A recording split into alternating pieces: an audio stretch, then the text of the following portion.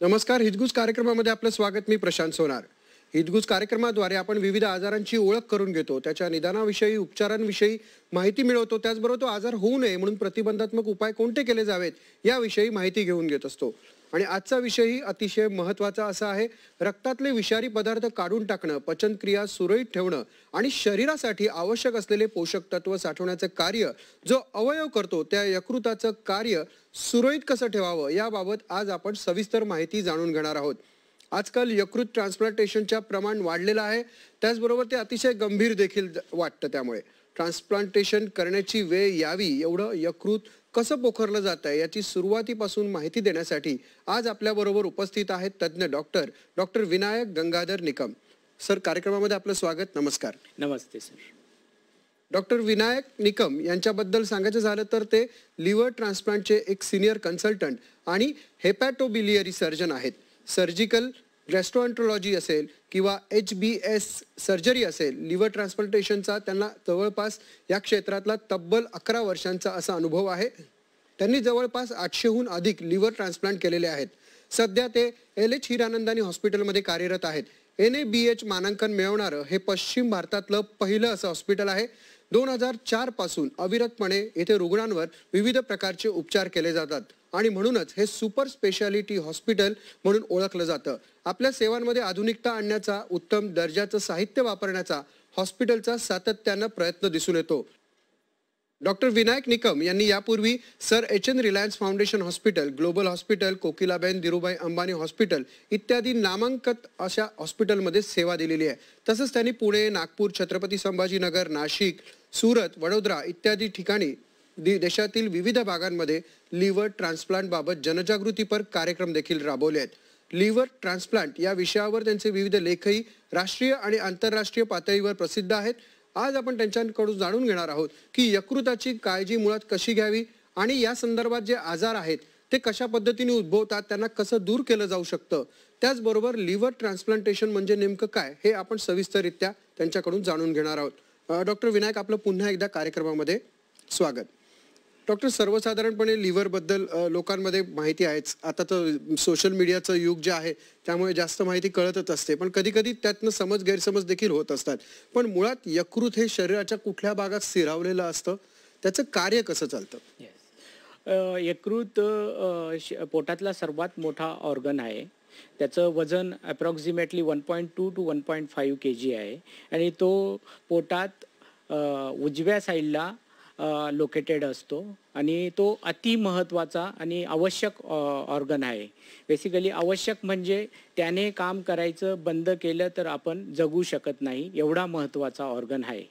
तर यकृताचे जर तुम्ही बरेच फंक्शन बघितले तर त्याचे 500हून जास्त फंक्शन आहेत.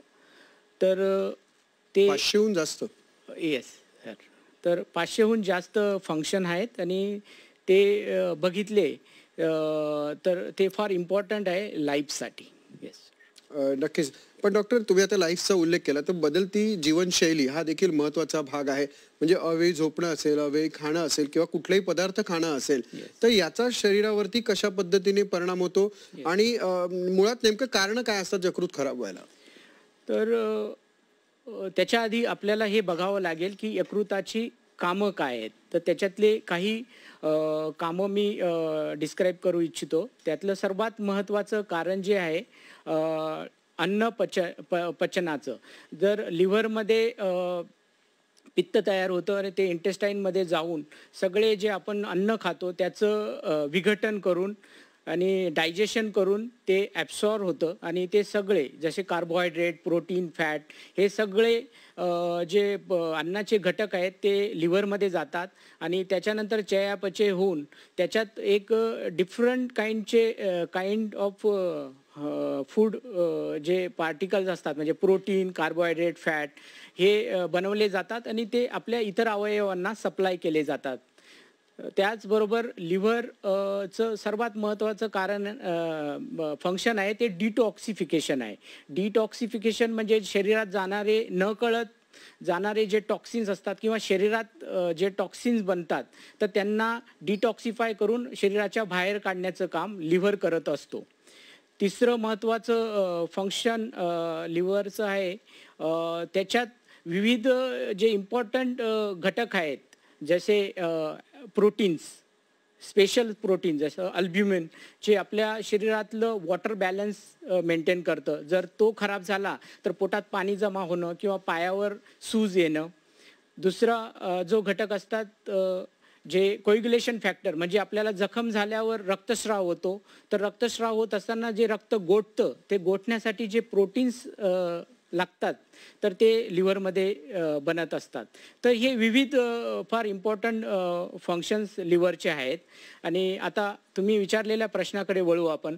तर धकाधकीच्या जीवनात आता आपण बघितलं असेल तर खूप लोक जंक फूड खातात, प्रोसेस फूड खातात, आणि त्याच्यामुळे ओबेसिटी म्हणजे लठ्ठपणाचा प्रमाण खूप वाढत चाललेलं आहे. आणि त्याच्याचबरोबर अनकंट्रोल डायबिटीस आणि डायबिटीजचा इन्सिडन्स खूप वाढत चालला आहे. तर त्यामुळे ह्या गोष्टींमुळे लिव्हरमध्ये खूप फॅट म्हणजे चरबी जमा होते आणि पेशंटचं फॅटी लिव्हर होऊन कालांतराने लिव्हर डॅमेज होतं. इतर कारणं बघितले तर अल्कोहोल हे 30% पेशंटमध्ये लिव्हर डॅमेजला कारणीभूत आहे, म्हणजे मद्य सेवन करणं. अजून कारण बघितले तर हिपॅटायटिस बी विषाणू आणि हिपॅटायटिस सी विषाणूचं इन्फेक्शन होणं. आणि अजून रेअरली काही कारण आहेत, जसं ऑटोइम्यून हिपॅटायटिस किंवा विल्सन्स डिझीज, हिमोक्रोमॅटोसिस और PSC म्हणजे प्रायमरी स्क्लेरोजिंग कोलॅंजायटिस, ज्याच्यावर ऑटोइम्यून हिपॅटायटिस आणि प्रायमरी स्क्लेरोजिंग कोलॅंजायटिस याच्यावर बॉडीचीच इम्युन सिस्टम जी असते, रोगप्रतिकार शक्ती, त्या ऑर्गनवर अटॅक करते आणि डॅमेज करू शकते. हे महत्त्वाचे कारणं आहेत लिव्हर खराब होण्याची. नक्कीच. मुळात ते लिव्हरचा आजार होणं आणि त्याच्यानंतर ते निकामी होत जाणं हे खरं तर गंभीर आहे. पण मुळात याचे काही टप्पे असतात का, की जेणेकरून काही त्या टप्प्यांवर आपल्याला लक्षात आलं तर आपण उपचार करू किंवा काय? हा फार महत्त्वाचा क्वेश्चन आहे, कारण की लिव्हर खराब होत असताना ते अचानक इमिजिएटली खराब होत नाही, त्याला बरेच वर्ष लागतात. हा बऱ्याच म्हणजे स्लोली प्रोग्रेसिव्ह डिझीज आहे, त्याला क्रॉनिक लिव्हर डिझीज म्हणतात. तर त्याच्या टप्प्यांमध्ये जर काही हे आत्ताच आपण एक्सप्लेन केले जे रिस्क फॅक्टर आहेत, जे कारणं आहेत, जे सतत पेशंटवर अटॅक करत असतील, लिव्हरवर अटॅक करत असतील, तर सर्वात आधी पेशंटला फॅटी लिव्हर होणार, ज्याच्यात एक्स्ट्रा चरबी लिव्हरमध्ये डिपॉझिट होणार.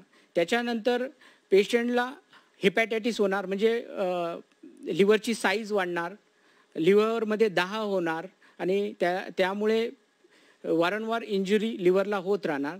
त्याची पुढची स्टेज असते फायब्रोसिस.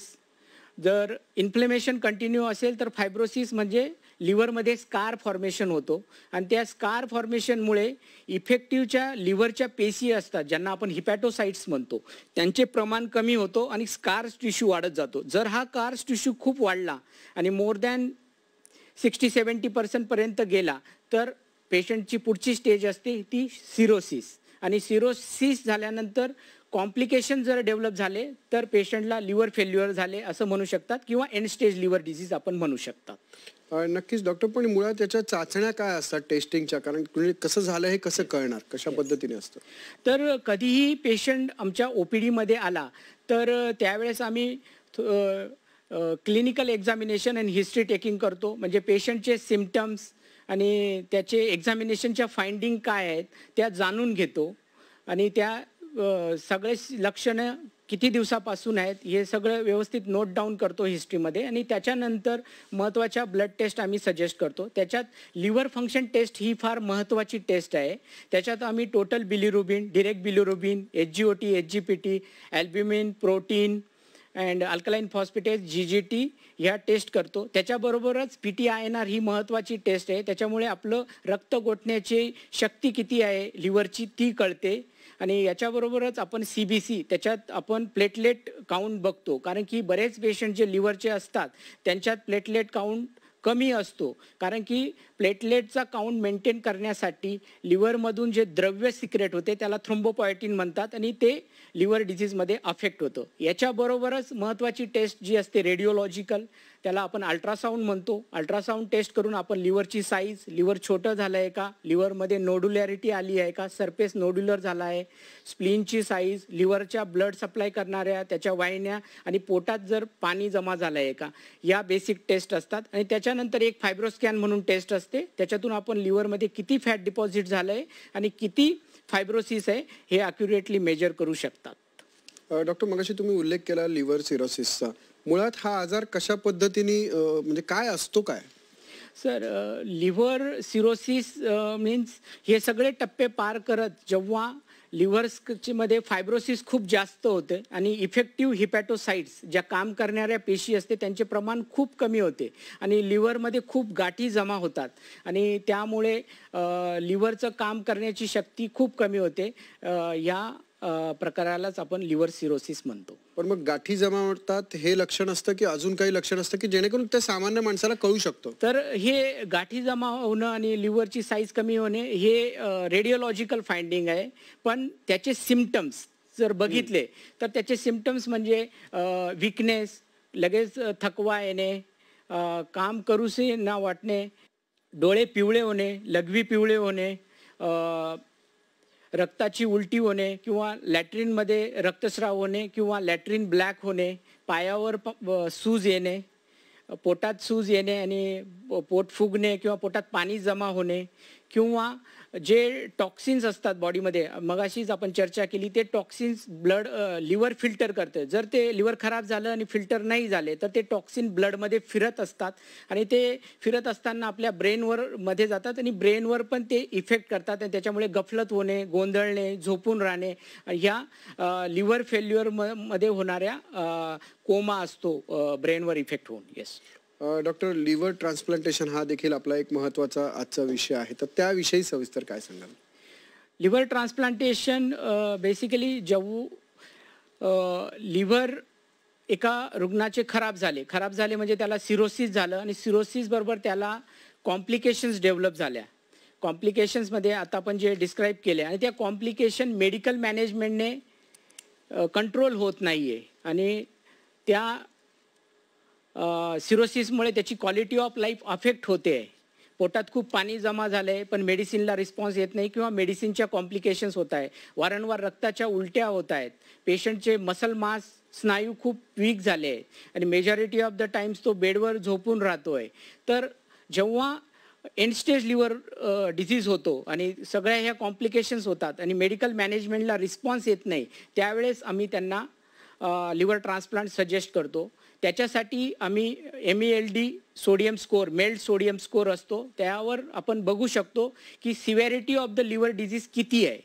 जर मेल्ड स्कोअर मोर दॅन 15 असेल तर आम्ही त्यांना ट्रान्सप्लांट सजेस्ट करतो, पण 20पेक्षा जास्त असेल तर तो जास्त म्हणजे लिव्हर डिझीजमुळे जीवाला धोका जास्त असू शकतो, म्हणून आम्ही त्यांना थोडं अर्जंट लिव्हर ट्रान्सप्लांट करण्यासाठी सजेस्ट करतो. तर लिव्हर ट्रान्सप्लांट म्हणजे काय, तर जे निकामी झालेले लिव्हर आहे रुग्णाचे ते काढून तिकडे एक हेल्दी लिव्हर आम्ही इम्प्लांट करतो किंवा आम्ही त्याचं इम्प्लांटेशन करतो. त्या प्रक्रियेला लिव्हर ट्रान्सप्लांटेशन म्हणतात. तर ते लिव्हर ट्रान्सप्लांटेशनमध्ये पूर्ण लिव्हर किंवा रुग्णाच्या नातेवाईकाकडनं आपण थोडासा लिव्हरचा तुकडा घेऊन तिकडे लावू शकतो. याला लिव्हर ट्रान्सप्लांटेशन असं म्हणतात. मग याचे काही विविध प्रकार आहेत का आणि त्या प्रकारानुसार काही खर्चाचं काही प्रमाण साधारण असतं का? येस, तर हा फार इम्पॉर्टंट क्वेश्चन आहे सर. लिव्हर ट्रान्सप्लांटेशनचे प्रमुख 2 प्रकार आहेत. कॅडाव्हरिक लिव्हर ट्रान्सप्लांटेशन म्हणजे ब्रेन किंवा मेंदू मृत जो पेशंट असतो तो आपले ऑर्गन डोनेट करतो आणि त्या ट्रान्सप्लांटेशनला आपण कॅडाव्हरिक लिव्हर ट्रान्सप्लांटेशन म्हणतो. आणि दुसरे टाईपचे लिव्हर ट्रान्सप्लांटेशन असेल त्याला लिव्हिंग डोनर लिव्हर ट्रान्सप्लांटेशन आपण असे म्हणतो. त्याच्यात जो जिवंत दाता असतो तो आपले यकृत डोनेट करतो, त्याच्यातला आपण काही पार्ट सेफली काढून रुग्णाला देऊ शकतो. ही 2 टाईपचे मेन लिव्हर ट्रान्सप्लांटेशन असतात. परत आपण हे ट्रान्सप्लांटेशन पिडियाट्रिक ग्रुपमध्ये म्हणजे लहान मुलांमध्ये पण करू शकतो. त्याच्यात लेफ्ट लॅटरल सेगमेंट घेऊ शकतो आणि हे प्रामुख्याने लिव्हर ट्रान्सप्लांटेशनचे टाईप्स आहेत. साधारण खर्चाचं काय प्रमाण असतं? खर्च more than almost 90% of the patient जे स्टेबल असतात, आजारी असतात पण स्टेबल असतात, त्याच्यात अराउंड 19 to 20 लॅक्समध्ये हे ट्रान्सप्लांटेशन पूर्ण कंप्लीट होते. त्याच्यात डोनर सर्जरी, रेसिपेंटचं operation, ICU stay, hospital stay आणि हा पूर्ण पॅकेज असतो आणि त्याच्यात ते रिकवर होतात. डॉक्टर, लिव्हर ट्रान्सप्लांटेशन झाल्यानंतर त्या रुग्णांनी कशी काळजी घ्यावी आणि तुम्ही जो म्हणालात की जो एक लिव्हिंग डोनर असतो तर त्यांनी देखील कशा पद्धतीने काळजी घ्यावी? तर सर, लिव्हिंग डोनरसाठी जे आम्ही सिलेक्शन क्रायटेरिया असतो, जेव्हा पेशंट बरोबर रिलेटिव्ह येतो की आणि डोनर होण्याची इच्छा व्यक्त करतो, त्यावेळेस आम्ही सगळी त्याची हिस्ट्री जाणून घेतो आणि त्यानंतर सगळ्यात महत्त्वाचे 4 पॅरामीटर्स आम्ही सुरुवातीला बघतो. त्याच्यात 18 to 55 age group, donor healthy असला पाहिजे शारीरिक ॲज वेल ॲज मानसिक दृष्टीने. आणि तिसरी गोष्ट, त्याचा ब्लड ग्रुप मॅच झाला पाहिजे. मॅच म्हणजे ओ ब्लड ग्रुप सगळ्यांसाठी देऊ शकतो, युनिव्हर्सल दाता येतो. आणि AB ब्लड ग्रुपचा रेसिपेंट असतो, तो सगळ्यांकडनं घेऊ शकतो. आणि A असेल तर O किंवा A देऊ शकतो, B असेल तर B किंवा O त्यांना देऊ शकतो. आणि चौथी सर्वात महत्त्वाची गोष्ट म्हणजे नातेवाईक असणं जरुरी आहे. तर इंडियन ह्युमन ट्रान्सप्लांट ॲक्ट आहे, त्याच्यानुसार नातेवाईक असणं, दाता हा नातेवाईक असणं हे फार महत्त्वाची गोष्ट आहे. तर ह्या गोष्टी सगळे पॅरामीटर्स बघितल्यानंतर आम्ही पेशंटला त्याचं कसून चेक करतो. त्याच्या heart, lung, brain, kidney, liver सगळ्या टेस्ट करतो. मल्टीडिसिप्लिनरी टीममध्ये त्याचं पूर्ण डिस्कशन होतं आणि ते डिस्कशन झाल्यानंतर जर त्या डोनरला काहीही रिस्क नसेल आणि तो 100% फिट असेल तर आम्ही त्या डोनरला ॲक्सेप्ट करतो. त्याच्यानंतरची प्रोसिजर जी असते ती लीगल कमिटीची असते की ह्या operation is not a ordinary operation, ते स्पेशल ऑपरेशन असते आणि त्याच्यासाठी गव्हर्नमेंटची परमिशन घेणं खूप जरुरी असतं. तर म्हणजे गव्हर्नमेंटची परमिशन म्हणजे खूप जटिल प्रक्रिया आहे असं काही नाही आहे, ते हॉस्पिटलमध्ये आपल्याला मिळू शकते आणि त्याच्यासाठी प्रत्येक जे ट्रान्सप्लांट सेंटर्स आहेत तिकडे त्यांना मदत होते हे कमिटीचं अप्रुव्हल मिळण्यासाठी. आणि नंतर आपण त्या पेशंटला ट्रान्सप्लांटसाठी ॲज अ डोनर आपण सिलेक्ट करतो. डॉक्टर, पण मुळात आपण जसं सुरुवातीला मी म्हटलं की आपण या कार्यक्रमाच्या माध्यमातून प्रतिबंधात्मक काळजी देखील घेण्यासाठी सांगतो.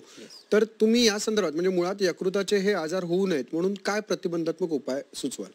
तर प्रतिबंध करण्याच्या जे उपाय आहेत ते कारणं काय आहेत लिव्हर ट्रान्सप्लांटेशनचे ते आपल्याला सर्वात आधी आयडेंटिफाय करून घ्यावे लागतील. तर पहिलं कारण जे मी सांगितलं, 30% जे पेशंट्स OPDमध्ये येतात ते अल्कोहोल कन्झम्पशन त्यांचं खूप जास्त असतं. तर अल्कोहोलचं कन्झम्पशन टाळलं पाहिजे. स्पेशली जर लिव्हर डिजीज माहिती असेल तर त्या व्यक्तींनी अल्कोहोलला हातसुद्धा लावला नाही पाहिजे, नाहीतर त्यांच्या लिव्हरला खूप जास्त डॅमेज होऊन ते सिरोसिस आणि नंतर ट्रान्सप्लांटच्या स्टेजपर्यंत पोहोचू शकतात. दुसरं कारण धकाधकीचं जीवन आणि जंक फूड, प्रोसेस फूड आणि अनलिमिटेड कॅलरी कन्झम्पशन याच्यामुळे फॅटी लिव्हर होतं आणि फॅटी लिव्हरच्याच एंड स्टेजमध्ये सिरोसिस आणि ट्रान्सप्लांटेशन होऊ शकतं. त्याच्यासाठी लाईफस्टाईल मॉडिफिकेशन हे फार महत्त्वाचं आहे. त्याच्यात रेग्युलर नियमित एक्झरसाईज करणे, at least 150 minute moderate to severe इंटेन्सिटीची एक्झरसाईज पर वीकली करणं, वॉटर स्पोर्ट्स, डान्सिंग सारखे एक्झरसाईज करणं आणि वेट आपलं मेंटेन करणं हे सर्वात महत्त्वाचं आहे. दुसरं, आहारामध्ये जे आपण हाय कॅलोरी डाएट घेतो, जास्त फॅटी फूड घेतो ते अवॉइड केलं पाहिजे. हिरवे पालेभाज्या, फ्रेश फ्रूट्स आणि ॲडिक्वेट वॉटर इंटेक, जास्त प्रथिने म्हणजे प्रोटीन असलेलं फूड आणि लेस फॅटी हे फूडचा समावेश केला पाहिजे. तिसरी मोठं कारण म्हणजे हिपॅटायटिस B आणि हिपॅटायटिस C व्हायरसचं म्हणजे विषाणूचं इन्फेक्शन, ते न होण्यासाठी काळजी घेतली पाहिजे. जसं आपण जर कोणी रेझर किंवा ब्लेड किंवा निडल शेअर करत असतील तर ते पर्सनल आहेत, त्या शेअर नाही केल्या पाहिजे. परत रक्त ब्लड ट्रान्सफ्युजनच्या आता टेस्ट होतात त्यामुळे त्याचं प्रमाण खूप कमी झालं आहे. परत hepatitis B very much preventive disease. जर तुम्ही हिपॅटायटिस Bची वॅक्सिन घेतली तर तुम्हाला हिपॅटायटिस Bचं इन्फेक्शन होणार नाही. तर त्याच्यासाठी वॅक्सिनचे फक्त 3 डोस घ्यावे लागतात आणि एक वॅक्सिनचा खर्च फक्त 100 रुपयापेक्षा कमी असतो, तर ते मोठा प्रिव्हेंटिव्ह वे आहे की लिव्हर डिसीज होणार नाही, हेपॅटायटिस बी इन्फेक्शन. अजूनसुद्धा जनरल पॉप्युलेशनमध्ये खूप कमी अवेअरनेस आहे हेपॅटायटिस बीच्या वॅक्सिनबद्दल, तर ती वॅक्सिन आपण जरूर घेतली पाहिजे. म्हणजे थोडक्यात कुठलाही काही शंका आली तर मुळात वैद्यकीय सल्ला घेणं खूप अत्यावश्यक आहे असं तुम्ही या बाबतीत सांगताय. आणि डॉक्टर, तुम्ही स्वतः डॉक्टर LH हिरानंदानी हॉस्पिटलमध्ये कार्य करतात, काय सांगाल त्याबद्दल? Department of HPV surgery and liver transplantation ह्या डिपार्टमेंटमध्ये आम्ही कार्यरत आहोत. तर आमचं डिपार्टमेंटमध्ये state of art ICU, liver ICU आहेत, ज्याच्यात जे पेशंट खूप आजारी असतात त्यांना खूप चांगली फॅसिलिटी, सगळे ॲडव्हान्स गॅजेट्स आहेत. परत पोस्ट ट्रान्सप्लांट नंतरसुद्धा आमचा ICU फारच वेल इक्विप्ड आहेत आणि all kinds of liver surgery किंवा HPV सर्जरीचे सगळे पेशंटला आम्ही ट्रीट करू शकतो. त्याच्याबरोबरच आमच्याबरोबर state of art operation theatres आहेत आणि लिव्हर डिझीज, फॅटी लिव्हरपासून तर ट्रान्सप्लांटेशनपर्यंत ऑल फॅसिलिटीज आर अवेलेबल आमच्या हॉस्पिटलमध्ये आहेत. नक्कीच डॉक्टर, तुम्ही इथे आलात आणि खरं तर क्लिष्ट असा विषय आहे यकृताचा. मुळात पटकन समजत नाही आजार झालेला आणि ते काय उपचार करावेत याच्यासाठी अर्थात डॉक्टरांचं मार्गदर्शन खूप गरजेचं असतं आणि त्या विषयावर तुम्ही मार्गदर्शन केलं त्याबद्दल आपले आभार. धन्यवाद. थँक्यू. ईदगुज कार्यक्रमात वेळ झाली, आता इथेच थांबण्याची. पाहत रहा झी 24 तास.